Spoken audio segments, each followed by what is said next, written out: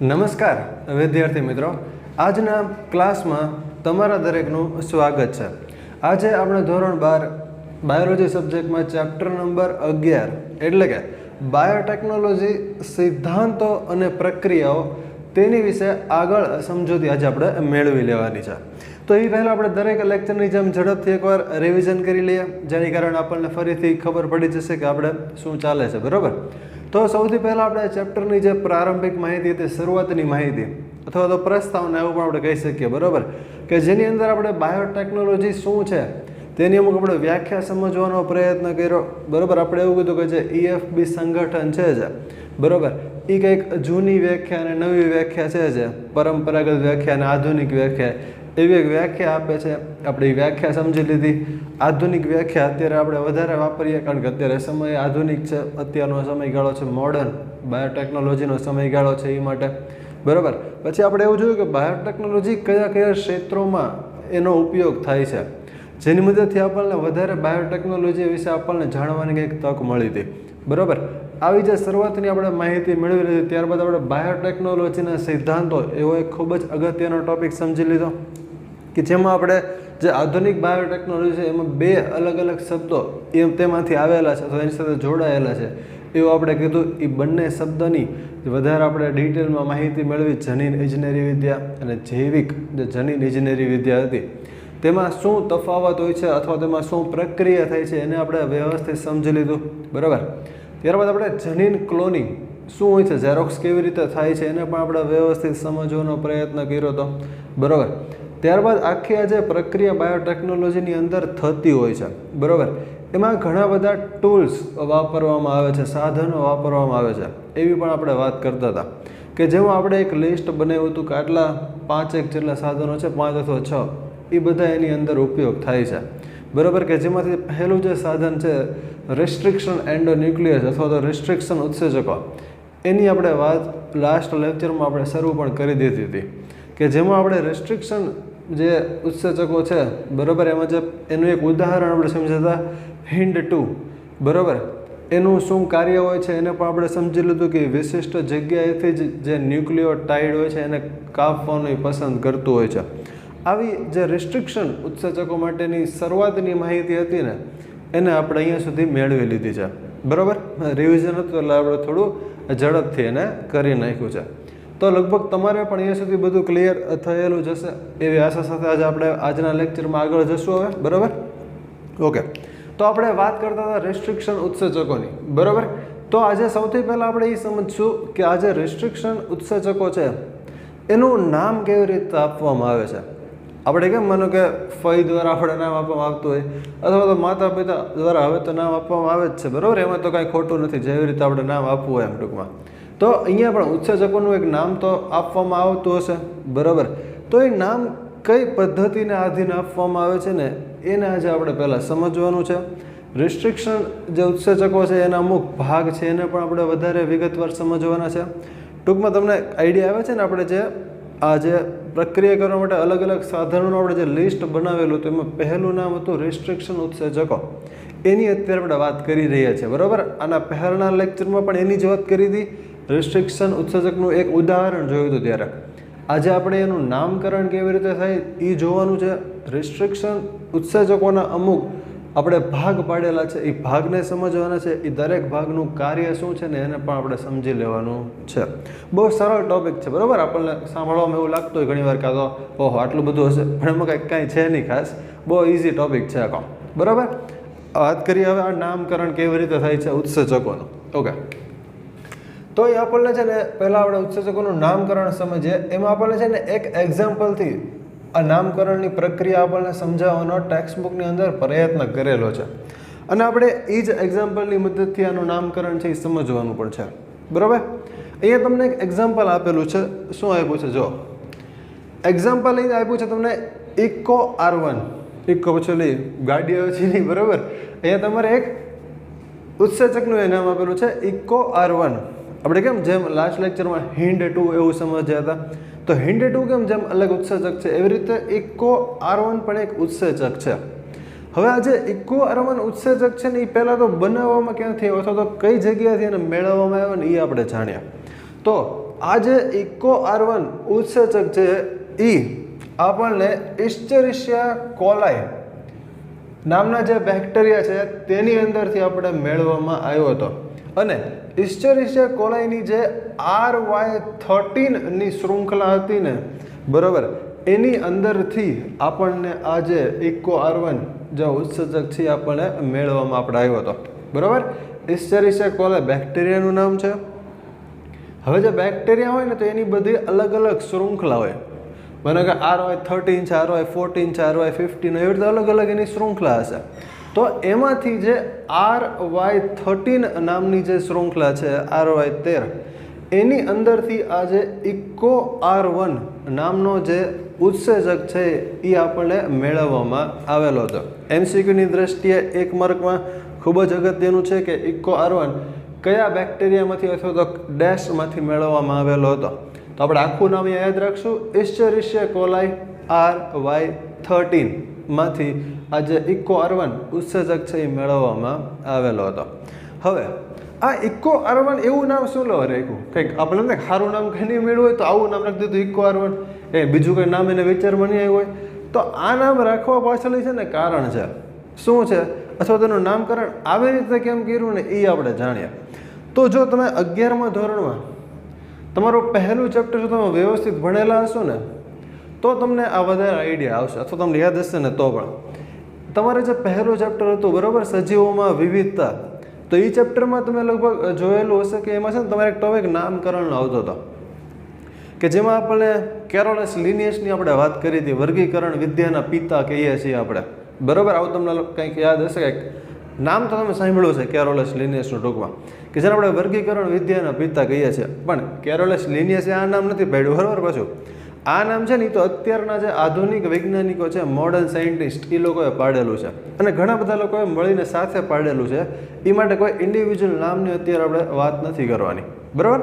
હવે તો તમે પહેલા ચેપ્ટર આપણે વાત કરતા હતા બરાબર, તેમાં તમારે નામકરણમાં તમારે છે ને અમુક નિયમો આવતા હતા કે નામ છે ને આ રીતે હોવું જોઈએ. પહેલો શબ્દ હોય તો માનો કે પ્રજાતિનો હશે, બીજો શબ્દ હોય જાતિનો હોય, નામ હશે લેટિન ભાષામાં લખેલો હોય, પછી ઇટાલિકમાં ત્રાસુ આપણે કમ્પ્યુટરમાં કેમ લખીએ, જો કમ્પ્યુટરમાં લખવાનું તો ત્રાસુ લખવાનું હશે.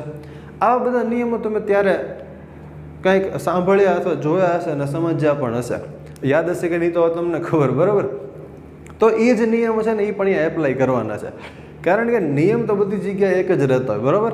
તો અહીંયા ઇકો R1 જે નામ છે એમાંથી આપણે કીધું એ પ્રમાણે જે પહેલું નામ હશે એ કોનું હોય તો કે એ હંમેશા હોય પ્રજાતિનું બરાબર. શું છે તો કે આ જે ઈનો મતલબ શું તો કે ઇસ્ચેરિશિયા બરાબર. આ જે પહેલું નામ છે એ તો ઇસ્ચેરિશિયા છે એ શું છે તો કે પ્રજાતિ છે બરાબર છે.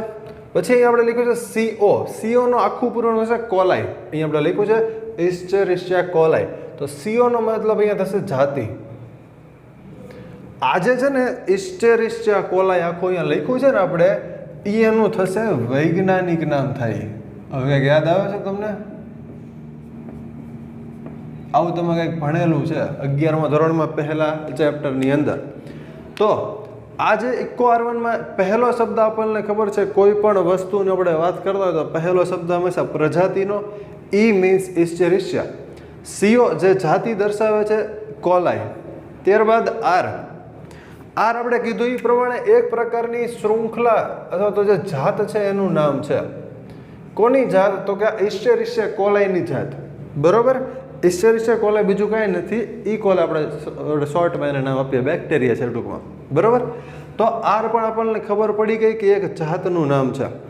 થોડુંક જોડે વધારે ડિટેલમાં જે થોડુંક એક એક્સ્ટ્રાના ટોપિક માટે તો આપણે એવું પણ સાથે કહી શકીએ કે આ જે R ની અંદર તમે ઓવર ડિટેલમાં જશો ને તો R ની અંદર પણ જે 713મી શૃંખલા હતી ને એને અહીંયા ધ્યાનમાં લેવામાં આવેલી હતી.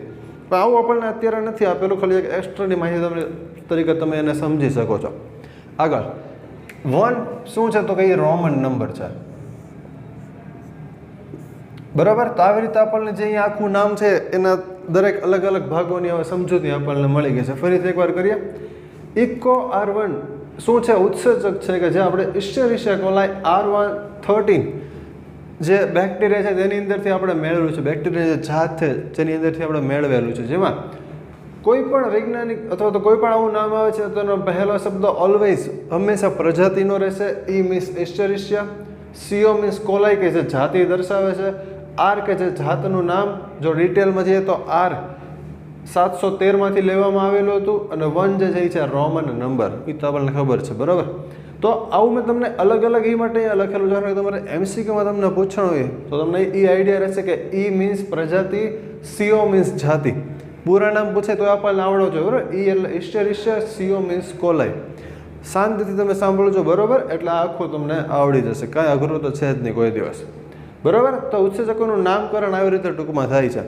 આવી રીતે આપણે અલગ અલગ માનો કે ઉત્સેચકો હોય તો એની માટે સિસ્ટમ તો આ જ લાગુ પડે, બરાબર. પણ અત્યારે માત્ર આપણે એક જ ઉત્સેચકનું આપણે નામથી આખી આ નામકરણની પ્રક્રિયા છે એને અત્યારે આપણે સમજવાની છે. અને જોવા જઈએ તો એમાં આપણે પણ સારું પડે, થોડા વધારે એક્ઝામ્પલ આપણે ન યાદ રાખવા પડે, બરાબર. તો અત્યારે પૂરતું આપણે એક એક્ઝામ્પલની મદદથી આ ઉત્સેચકનું નામકરણ કેવી રીતે થાય છે ને એ અત્યારે આપણે સમજી લીધું છે. ઓકે, આગળ જઈએ. તો હવે આપણે શું કરવાનું છે કે જે રેસ્ટ્રિક્શન ઉત્સેચકો છે ને, જે આપણો પહેલો ટોપિક પણ છે, બરાબર. આ બધા સાધનોની અંદર એની જે અત્યારે આપણે વાત પણ કરીએ છીએ, તો હવે થોડુંક એની વિશે વધારે ડિટેલમાં વાત કરીએ.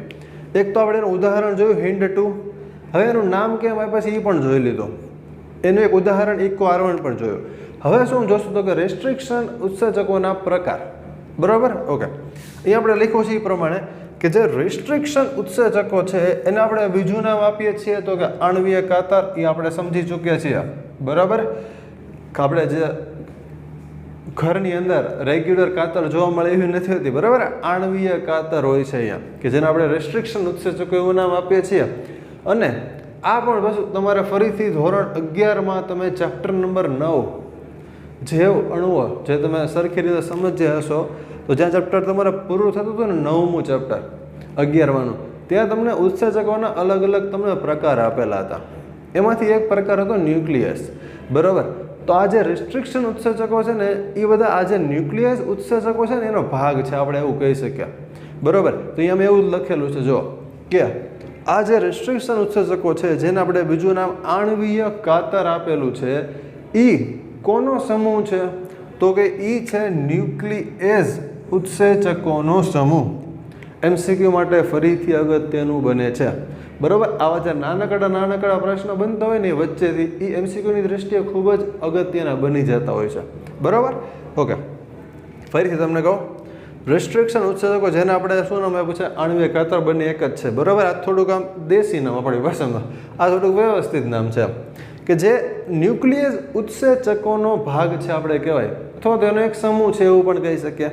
હવે આ જે રેસ્ટ્રિક્શન ઉત્સેચકો અથવા તો આણ્વીય કાતર કે જે ન્યુક્લિયસ ઉત્સેચકોનો ભાગ છે એને આપણે બે અલગ અલગ ભાગોમાં વિભાજિત કરી નાખ્યા છે.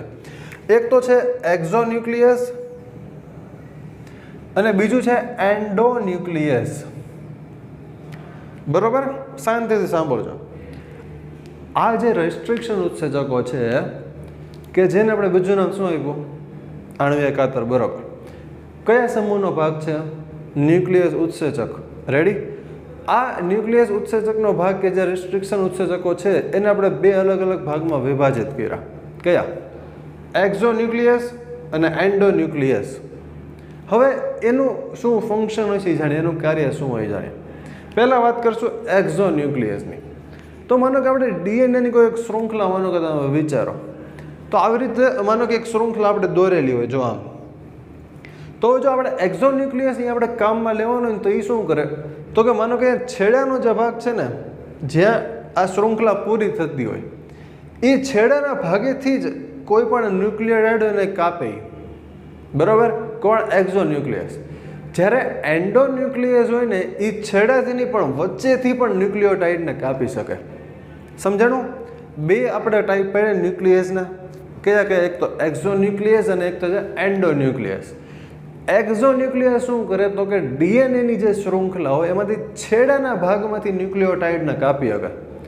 જ્યારે એન્ડોન્યુક્લિયસ એ શું કરે તો કે આવી રીતે ડીએનએ શૃંખલામાં વચ્ચેથી પણ એ કાપી શકે.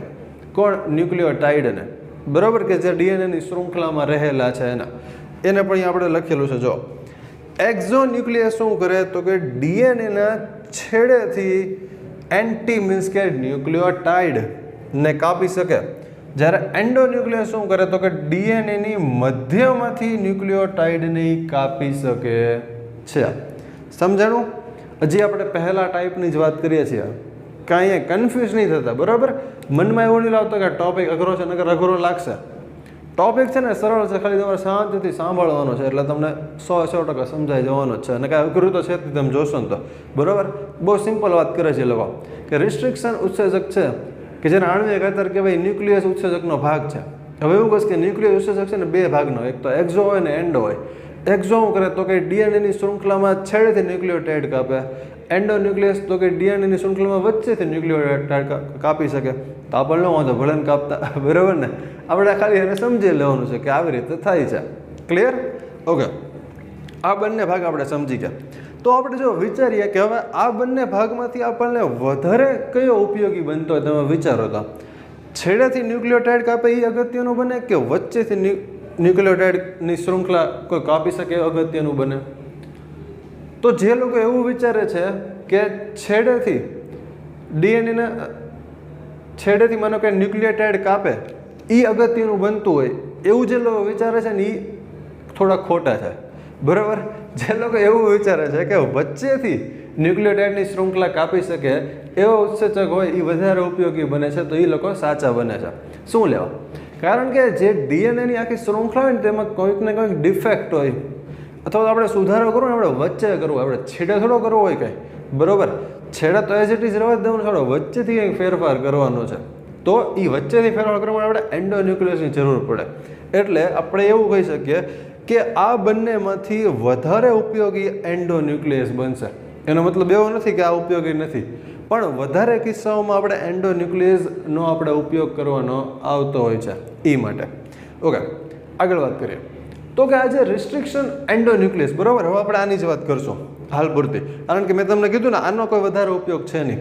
એટલે જો પહેલાં આપણે શું કર્યું તો કે રિસ્ટ્રિક્શન ઉત્સેચક લીધા, એ આનો ભાગ છે ન્યુક્લિયસનો.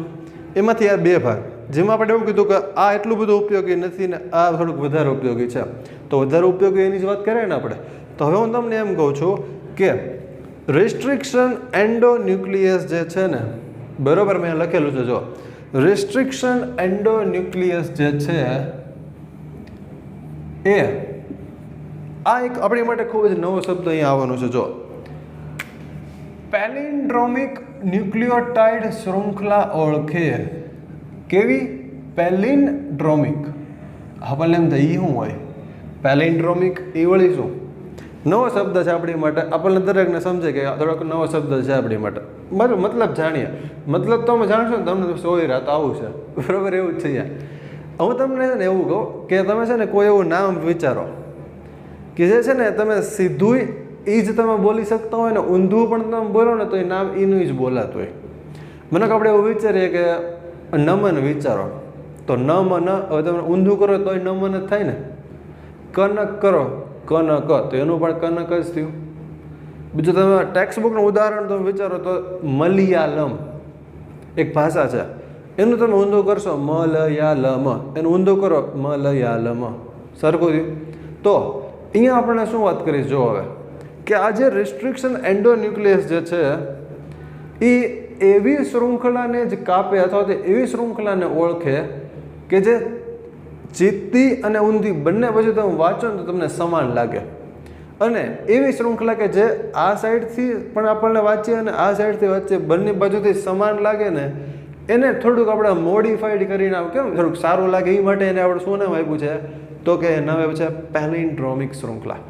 સમજાય ગયું? મેં કીધું ને કાંઈ વાત તો કાંઈ નથી, ખાલી શબ્દ થોડોક એમ હાઈફાઈ લાગે ને એ માટે એવો શબ્દ અહીંયા મૂકેલો છે કે પેલિન્ડ્રોમિક શૃંખલા.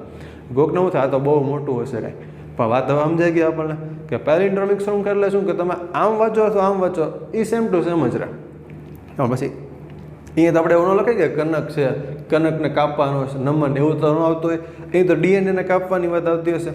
તો ડીએનએમાં પણ અહીંયા સેમ ટુ સેમ હશે કે તમે કોઈ શૃંખલા આમ તમે ઉપરથી વિચારો અને સેમ ટુ સેમ એની કોમ્પ્લિમેન્ટરી એની પૂરક શૃંખલા નીચે હોય તે બંને બાજુ તમે વાંચો તમને સરખી લાગે તો એવી શૃંખલાને આપણે શું નામ આપશું તો કે પેલિન્ડ્રોમિક શૃંખલા.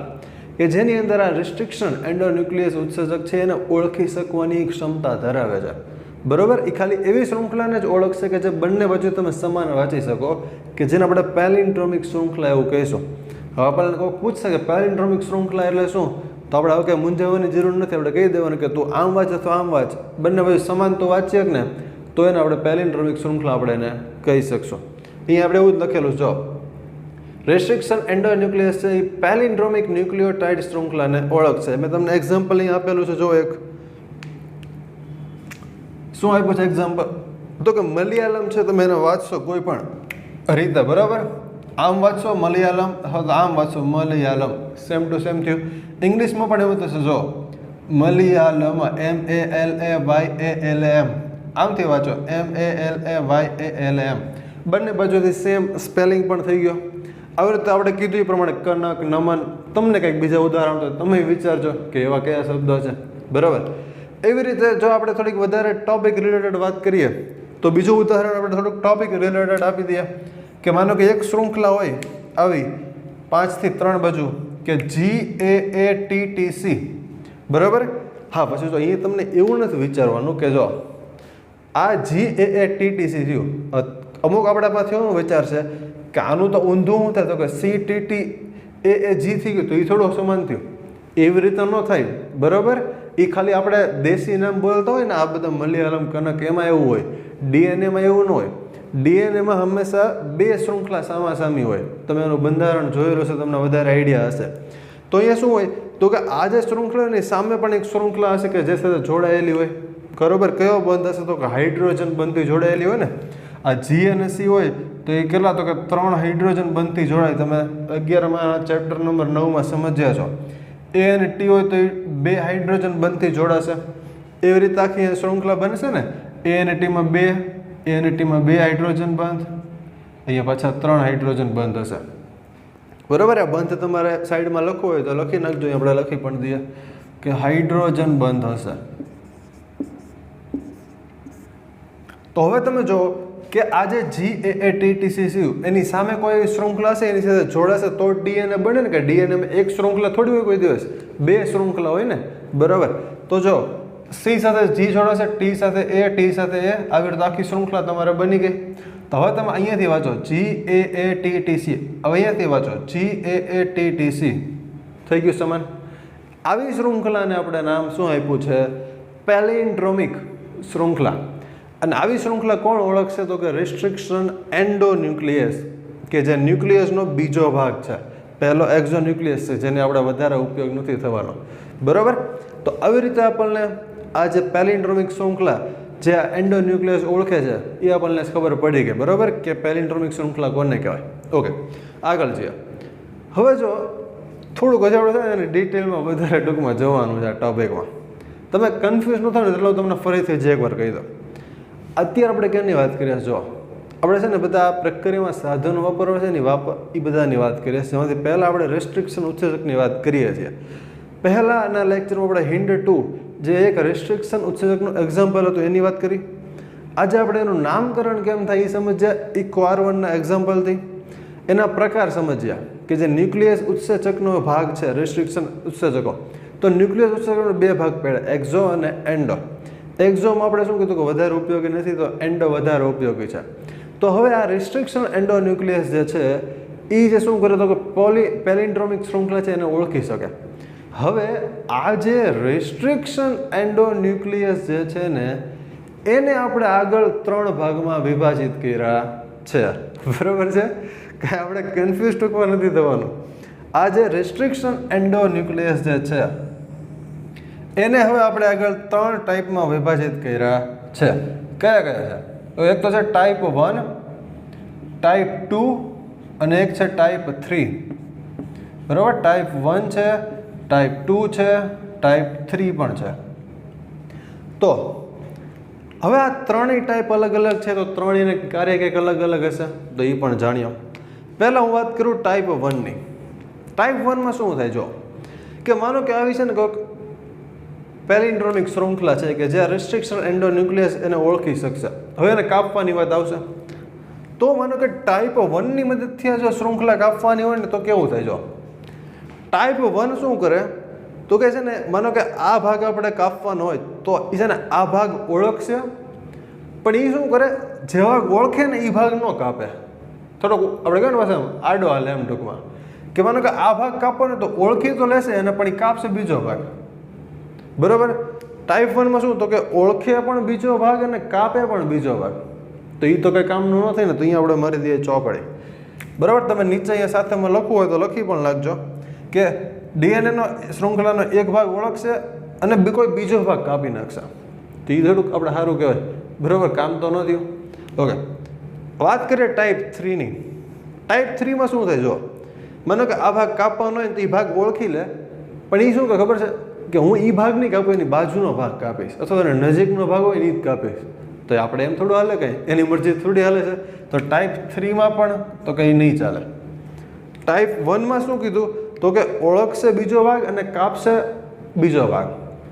ટાઈપ 3માં શું કહેતો કે ઓળખે બીજો ભાગ અને એની આસપાસ રહેલો બે ભાગ છે ને એને કાપશે, તો એ બંને આપણે કામના ન થાય. તો હવે કોણ વધ્યું તો કે માત્ર ટાઈપ 2 વધ્યું. ટાઈપ 2 શું કરે તો કે જે ભાગ આપણે કીધું હોય એને ઓળખી પણ લેશે ને એને જ કાપશે. તો આપણે આ ભાગ સૌથી વધારે ઉપયોગી બન્યો ને, તો અહીંયા આપણે શું કહેશું હવે તો કે રિસ્ટ્રિક્શન એન્ડોન્યુક્લિયસનો ટાઈપ 2 છે ને એ સૌથી વધારે ઉપયોગી બને છે, કારણ કે જે ભાગ આપણે કાપવાનો છે એ તે ભાગને જ ઓળખશે અને તે ભાગને જ કાપશે. આ તો શું કરે તો કે ઓળખે બીજો કાપે બીજાને, આ શું કરે તો ઓળખે બીજો અને નજીકનો એને કાપે. પણ આપણે એમ થાય તો એ હું લેવો, પણ જે કામ સીધો કરો, બરાબર ને. તેની માટે આપણે જે રિસ્ટ્રિક્શન એન્ડોન્યુક્લિયસનો ટાઈપ 2 ભાગ છે ને એનો વધારે આપણે ઉપયોગ કરવાનો આવશે. ક્લિયર છે? ઓકે, હવે થોડુંક હજી આગળ, મીન્સ કે આ જે રિસ્ટ્રિક્શન એન્ડોન્યુક્લિયસનો ટાઈપ 2 આપણે પસંદ કરી લીધો કે જે હવે કાપશે. હવે છે ને બે અલગ અલગ રીતે એ કાપી શકે એ ભાગને, બરાબર. એટલે ફરીથી પાછા આપણે એને બે ભાગ પાડ્યા છે. થોડુંક તમને ઓલું થતું હશે, મને આઈડિયા આવે છે, પણ અહીંયા બહુ સીધી વાત જ છે, બરાબર. કે આજે રિસ્ટ્રિક્શન એન્ડોન્યુક્લિયસ, પહેલાં આપણે ખાલી રિસ્ટ્રિક્શન ઉત્સેચક કીધા, એને આપણે ન્યુક્લિયસ સમૂહમાં સમાવેશિત કર્યા. એના બે ભાગ એક્સો અને એન્ડો. એક્સો બહુ કામના નથી કારણ કે છેડાથી કાપે છે, એન્ડો કામના કારણ કે વચ્ચેથી ન્યુક્લિયોટાઇડને કાપે છે. એન્ડોમાં કઈ શૃંખલા ઓળખશે તો કે પેલિન્ડ્રોમિક શૃંખલા. હવે એક્ઝો મીન્સ કે રિસ્ટ્રિક્શન એન્ડોન્યુક્લિયસના 3 ભાગ 1, 2, 3, એમાંથી 2 ભાગ છે સૌથી વધારે અગત્યનો, કારણ કે જે ભાગ ઓળખે છે એને જ કાપે છે. હવે જે ભાગ ઓળખે છે ને એની બે રીતે કાપી શકે છે.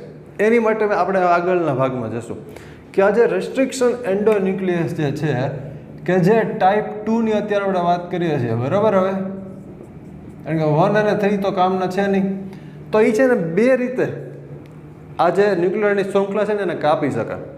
હવે એ કાપશે ને એટલે શું થતું કે બે છેડા છૂટા પડશે. હવે તો એ જે છેડા છૂટા પડે છે ને એ બે ભાગના હશે અથવા તો બે પ્રકારના હોઈ શકે. કેવા તો કે એક ભાગ હશે ને એ છે બ્લન્ટ એન્ડ અને એક ભાગ છે સ્ટીકી એન્ડ. બ્લન્ટ એન્ડ એટલે શું તો કે જો આપણે છે ને આવી એક શૃંખલા વિચારીએ 5 to 3માં GAA TTC અને આ બાજુ તે GAA TTC એવું બનશે. તો બ્લન્ટ એન્ડ કેવી રીતે કાપે, જો એ છે ને આટલો ભાગ કાપશે,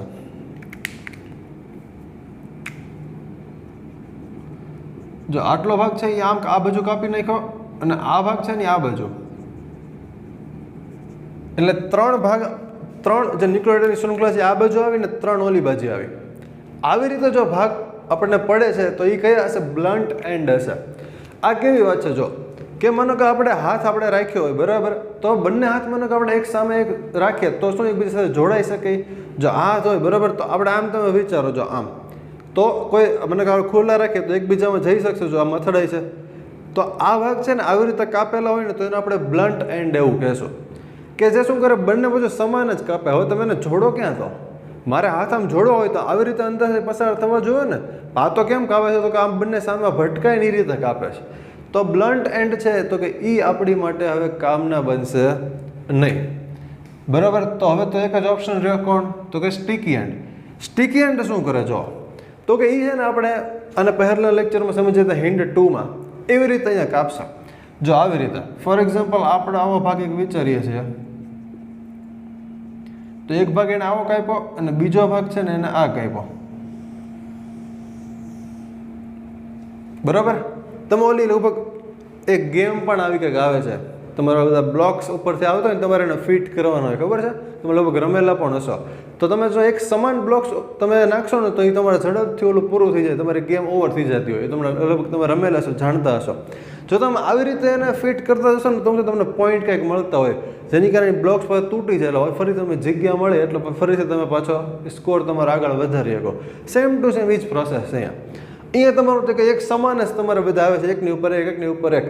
તો એમાં તમે જોડો કેવી રીતે? આપણે તો જોડવાના છે ને આગળ DNA લાઇગેસની મદદથી. તો અહીંયા શું થશે? આવી રીતે જો કાપશે તો એને આપણે સ્ટીકી એન્ડ, જેને આપણે ચીપકું છેડા એવું નામ આપ્યું છે.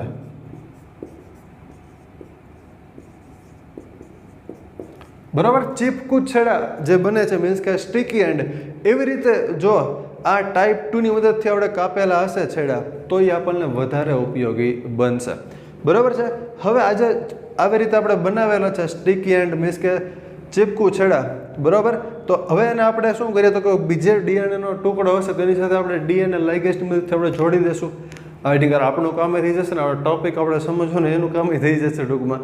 બરાબર, તો આવી રીતે આખી વાત છે ને એ આપણને કરવામાં આવેલી છે. બરાબર, હજી થોડીક આની પછીની આગળની વાત એ છે કે જેમાં આપણને આખી પ્રક્રિયા આપણને સમજાવેલી છે, કેવી રીતે કાપવાનું છે, ઈ કોલમમાં કેવી રીતે દાખલ કરવાનું છે. બરાબર, ફરીથી એકવાર આપણે રિવિઝન કરી લઈએ ઝડપથી. તો સૌથી પહેલાં આપણે જે પહેલો ભાગ સમજતા હતા રેસ્ટ્રિક્શન ઉત્સેચક, જેમાં પહેલાના લેક્ચરમાં આપણે લગભગ આપણે 4 થી 5મી વાર રિવિઝન થાય છે. બરાબર, તમને હવે લગભગ તો આવડી જવું જોઈએ. તો આપણે પહેલો ભાગ રેસ્ટ્રિક્શન ઉત્સેચકની વાત કરતા હતા, જેમાં એક એક્ઝામ્પલ આપણે સમજ્યા હિન્ટ 2. આજના લેક્ચરમાં આપણે નામ કેવી રીતે આપવું એ સમજ્યા ઇકો R1ના એક્ઝામ્પલથી. રેસ્ટ્રિક્શન ઉત્સેચક કે જે ન્યુક્લિયસ ઉત્સેચકોનો ભાગ છે, બે ભાગ પડ્યા, એક્ઝો અને એન્ડો. એક્ઝો થઈ છેડેથી ન્યુક્લિયોટાઇડ કાપશે જેની કારણે ઓછું ઉપયોગી, એન્ડો ન્યુક્લિયસ વચ્ચેથી કાપશે જેની કારણે વધારે ઉપયોગી. એ કેવી શૃંખલાઓ ઓળખશે આ રેસ્ટ્રિક્શન એન્ડો ન્યુક્લિયસ? તો કે પેલિન્ડ્રોમિક શૃંખલાઓ. કેવી હોય એ ખબર પડી કે? તો કે હા. હવે રેસ્ટ્રિક્શન એન્ડો ન્યુક્લિયસ આ છે એના 3 ટાઈપ છે, ફરીથી 1 2 3, જેમાંથી આપણે 2 અગત્યનું છે કારણ કે જેને ઓળખે છે એને જ કાપે છે, ખબર પડી ગઈ છે. હવે ટાઈપ 2 છે એ 2 અલગ અલગ છેડા કાપી શકે. એક તો બ્લન્ટ એન્ડ કાપે કે જેને આપણે જોડી શકતા નથી, અને સ્ટીકી એન્ડ એટલે કે ચીપકું છેડા કાપે છે જેને આપણે DNA લાઇગેસ ઉત્સેચક છે એની મદદથી આપણે એને જોડી શકીએ છીએ. ક્લિયર છે? તો હવે અહીંયા સુધી તમને બધું ક્લિયર પણ થઈ ગયું છે. તો છેલ્લે અત્યારે વિડીયો તમે પોઝ કરીને બોર્ડ છે તમારી બુકમાં લખી લેજો પહેલાં.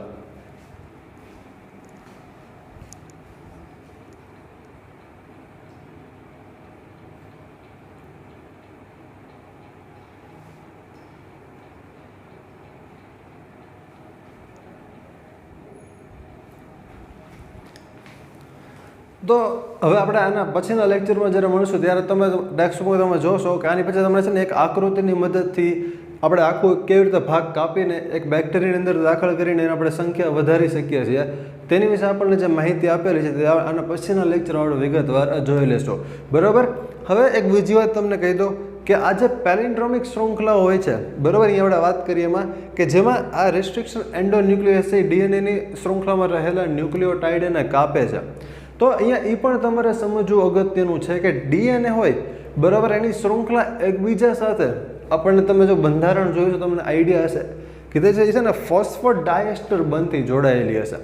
બરાબર, એની અંદર રહેલા જે ન્યુક્લિયોટાઇડ હોય ને એ હાઇડ્રોજન બંધથી જોડાયેલા હોય, જ્યારે જે DNAનો ભાગ આવશે એકબીજા સાથે તમારે ફોસ્ફોડાયસ્ટર બંધથી જોડાયેલો હોય. એટલે કેવું હોય કે એ છે ને ફોસ્ફોએસ્ટર બંધથી જોડાયેલું હોય પણ બંને બાજુ હોય ને આપણે કહીએ બે શૃંખલા છે એટલે બેને આપણે ડાય કહીએ, એની કારણે ફોસ્ફોડાયસ્ટર બંધથી જોડાયેલા હોય છે.